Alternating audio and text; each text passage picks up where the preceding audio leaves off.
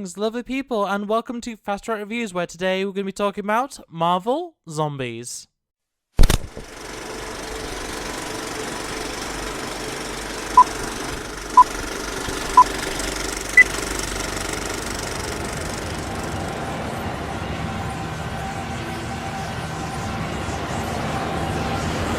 So, before we actually get into the meat of these episodes, this entire Season 1 of sorts that we have here, I just want to point out that this is a direct sequel to the What If episode What If Zombies, and I have not made a review specifically of that, but I do have a full video talking about my thoughts, feelings, and whatever else around that episode specifically, so I will have that link in the description below. I'd kind of recommend you check it out first, though it was a while ago, so it may not be as good quality as the current videos. I don't know. I think in general it's probably a little bit worse, but yeah, check that out if you haven't already, and we'll get into these new episodes. And right off the bat, after watching Eyes of Wakanda recently, this is a breath of fresh air in terms of how much better this is.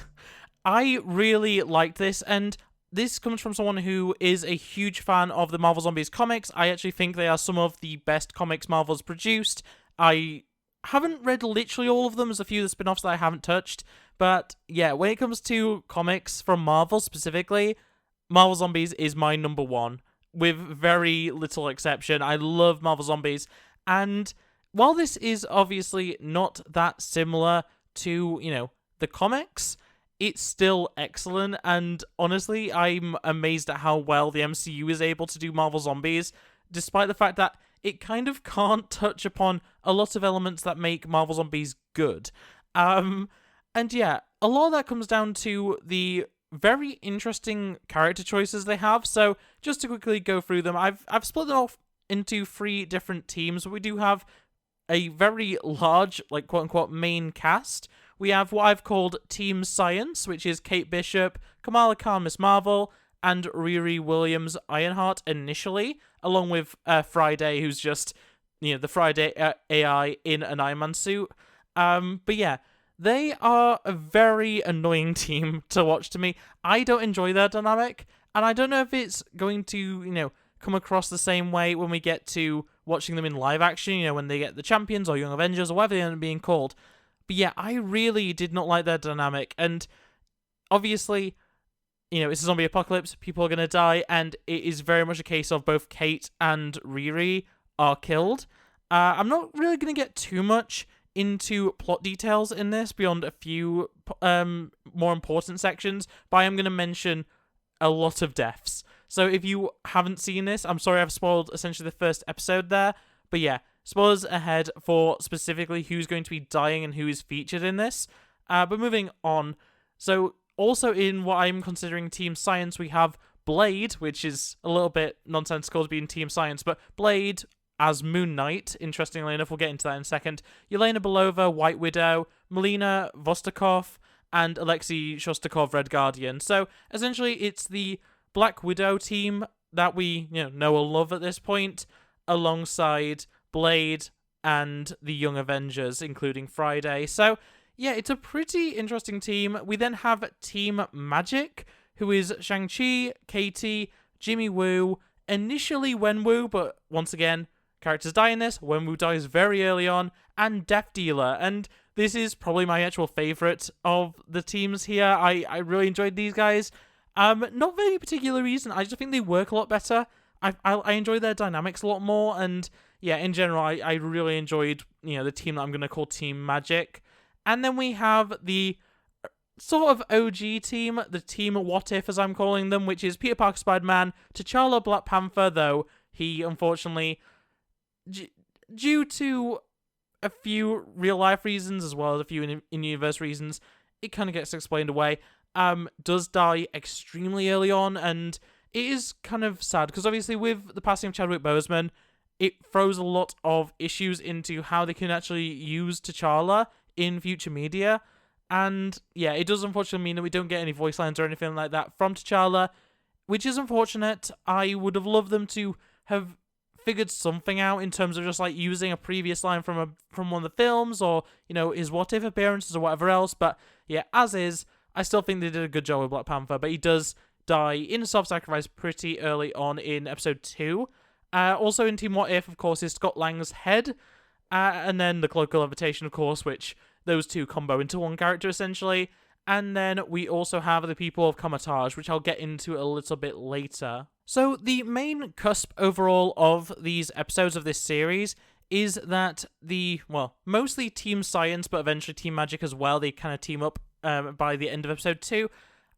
They are working towards figuring out S.H.I.E.L.D.'s Project Life Shot, which is a tiny little device that is supposed to send a message to the Nova Corps, which, yes, apparently the Nova Corps did survive Thanos. Kind of interesting to think about, but yeah, apparently the Nova Corps wasn't fully destroyed, at least, by Thanos' raid to get the Power Stone. But moving on from that, a message out to the Nova Corps, which will then allow the Nova Corps to know what's going on, come and help and save the day in whatever way they can. It's kind of hard to say how they would. It's not like Nova Corps would necessarily have a, cure for a cosmic virus, but, maybe they would. I don't know. We don't know enough about Nova Corps to really know what they do, and we'll get into what they actually do when they turn up. But, yeah, we have to travel all across the world. We go to Ohio, we go to New Asgard, we go into the middle of the ocean, to Atlantis, essentially, actually. And, through that, we meet a bunch of different characters. Zemo's in this, which is great. John Walker is in this, which I didn't even realize, because, of course, this is in the What If art style, where many of the characters are not recognizable. I did not realize John Walker was in this at all, because I'm pretty sure, I may be wrong, I'm pretty sure it's a different actor voicing him, and the likeness is just not there. There's plenty of characters that look kind of spot on. You can tell Valkyrie's Valkyrie, you can tell, you can tell Zemo, stuff like that. There's a lot of characters that have distinct enough looks where you can just identify them at a glance, even without introductions. But yeah, John Walker, I just didn't recognize him. But yeah, so many different characters get brought up in this. We actually find out a lot of different characters managed to survive the zombie outbreak, which is interesting to think about.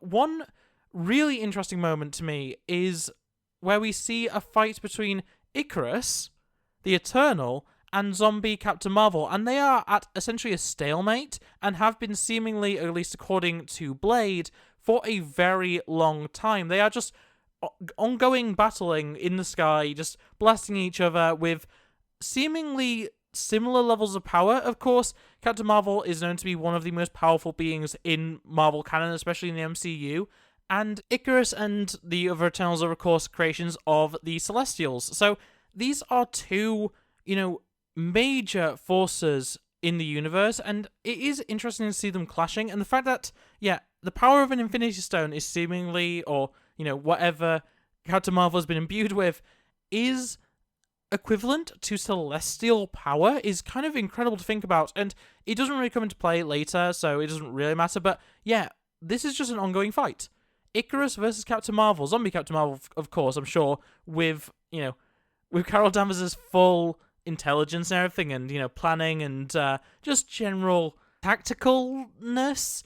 I think she'd probably be Icarus. Icarus is not the most powerful Eternal, even, in some ways. He's just essentially a Superman figure, similar to characters like Sentry, just, in fact, far lower on the totem pole compared to Sentry, but yeah, it is a very interesting fight that goes on, and that was very much a highlight for me, just seeing that kind of conflict. And I think stories like this really are great for showing that, just showing power dynamics. We see characters like Thor face off against Wanda, against I guess we're still calling her the Scarlet Witch. I don't know. She's only ever called Wanda Maximoff.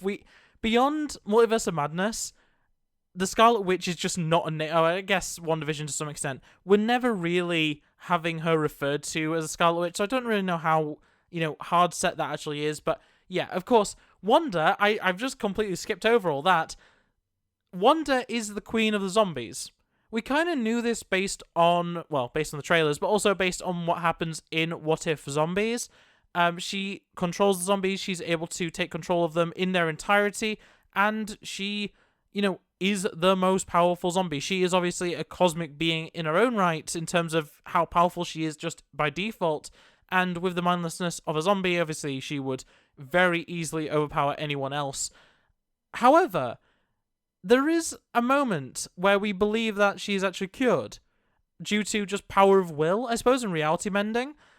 She's able to at least give herself the appearance and speech of her normal human cured self, which is very interesting because, yeah, she is not actually cured. She is still a zombie, but she is able to trick people, including the Asgardians, including Valkyrie, into believing that she is actually perfectly fine and okay and alive and not infected, which is terrifying for, what it means for the Scarlet Witch in terms of power levels. Like, she is definitively one of the most powerful beings in the Marvel Universe, and yeah, I know I said that about Captain Marvel as well, but there's a lot of very powerful beings in the Marvel Universe. Like, the rankings, the power rankings are all off, but something I found very interesting, as I say, we have Thor fighting Wanda, and Thor loses that fight. Thor with Stormbreaker is not able to defeat zombie Scarlet Witch, which is arguable on whether that is realistic, though. He couldn't really fight or defeat Thanos with the Infinity Stone, so I guess it makes sense when, in terms of power levels, technically, Wanda would be actually more powerful than most Infinity Gauntlet wielding characters. I say most because we'll get into it in a second. But yeah, so after that, we then see Zombie 4 fail to defeat who I'm going to call Infinity Hulk, because yes, Hulk is still alive after the events of What If, and he is imbued with the energy of the Infinity Stones exploding infinitely.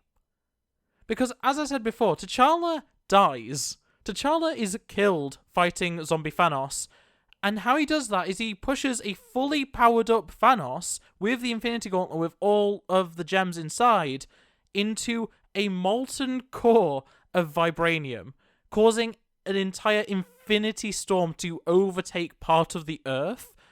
And the Hulk is just given some basic spells of protection and drops in there and just absorbs it. He just becomes Infinity Hulk, and he has infinity powers. Like, the gems are destroyed, or near enough destroyed for all intents and purposes, and Hulk is just able to absorb that energy forever. He is just referred to as an anchor for that energy, and that is his life, that is his existence. So much so that both Banner and the Hulk, those identities, are erased. This is an entirely separate being. He exists, and he still has all the same, anger issues and stuff like that, and he gets more powerful with the more angry he gets, and all the kind of Hulk stuff they expect. But this is a separate being, created through the fusing of, technically, sorcerer magic, the Hulk, and the Infinity Storm. It is absolutely an insane visual, and yeah, he absolutely wipes the floor with so many different factions of the zombie horde. It is actually kind of incredible. But point is, he is defeated not by, Asgardians, not by giant zombies, not by Atlanteans. Namor's killed, by the way, in this.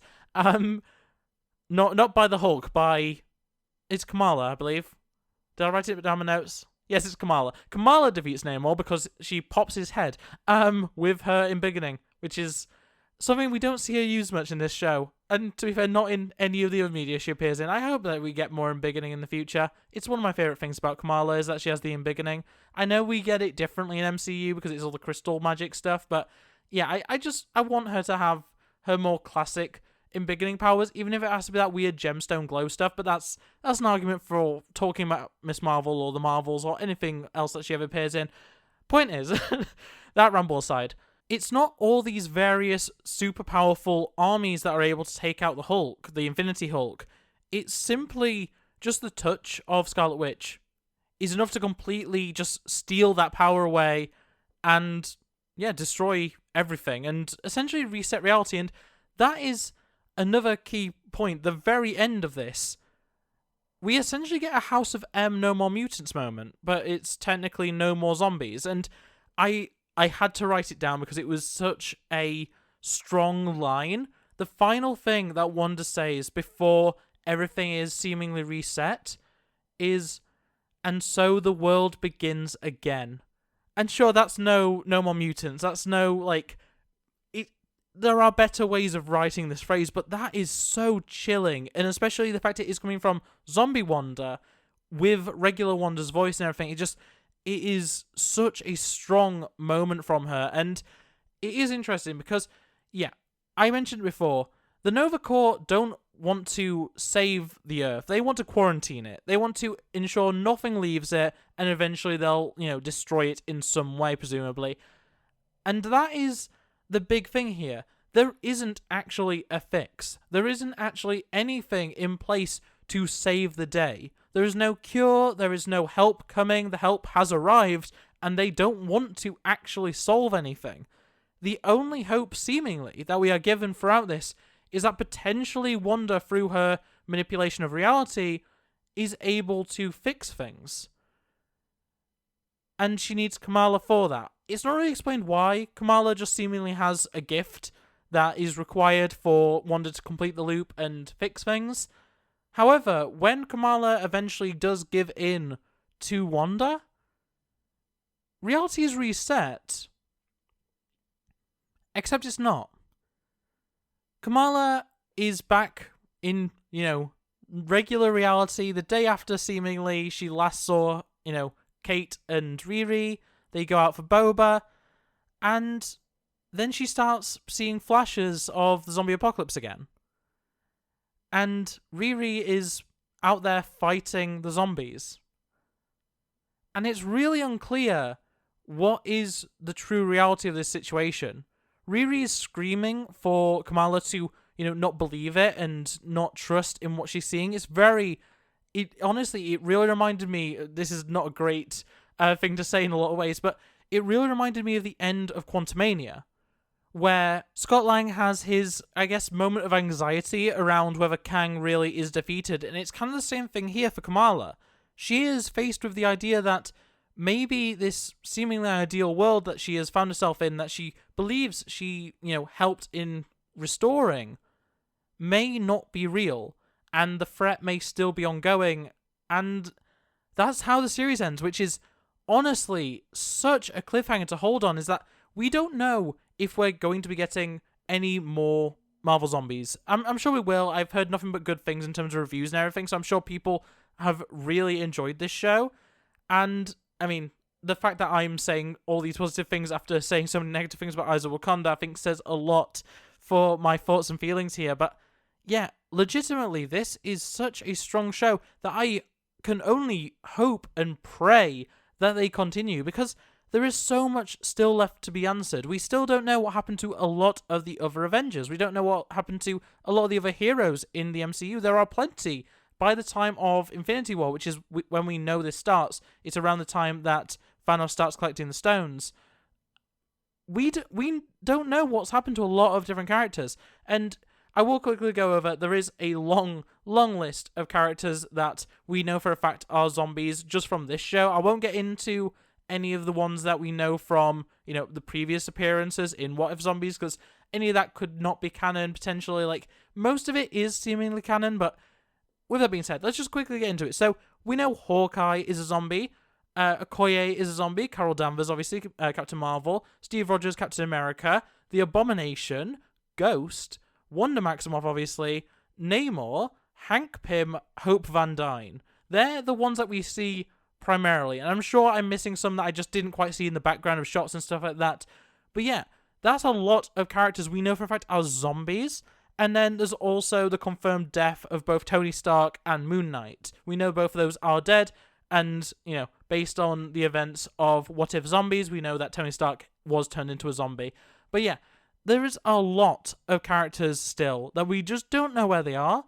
We don't know what happened to Strange. We don't know what happened to Wong. And, to be fair, Wong probably is a zombie. Doctor Strange probably is also a zombie. Chances are pretty high. But, yeah, there's still a lot of characters unaccounted for, and I think it is so interesting that they went with such an open-ended ending here, and I'm really hoping that we get more of this, and I could blabber on about this series for forever. The fact that I haven't structured this one like I did with Eyes of Wakanda, where I broke down every episode and everything, I think is less to do with the fact that I can't, because I have my notes, and they are in episode order, and they break down the episode part by part. There's a very good... I really mean really good Red Guardian versus Captain America fight, as well as a really good Blade versus Ghost fight. And yeah, both of those are excellent, and yeah, I'm not going to get more into that, but yeah, there's so much good stuff in this, and I could blabber on forever about it, but realistically, there's no point, because the point here is to give what my thoughts and feelings and overall review are, and it's that it's a 5 out of 5.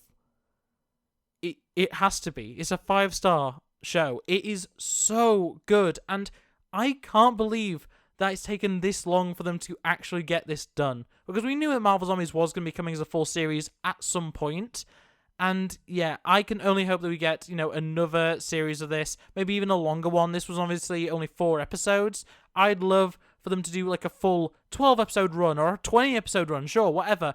Like, they're all about 20 minutes long. It would be very realistic for us to get some really long episodes and some really long series out of this. And that does bring me to probably my one criticism, is that this could have been a movie. They could have formatted it in that way. Maybe also include What If Zombies and just have it be one continuous story, edited a little bit differently into just a single movie rather than it being a series. That's my personal take. I'd like it to be like that, but yeah, no, this was excellent, and yeah, without going any more into the details of it, this is such a great show.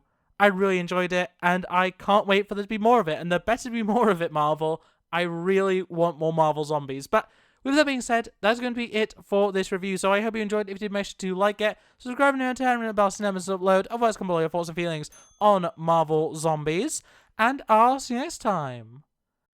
Bye. It's been a long week. I feel like I could use a vacation. I can hardly think. It's like the worst song you've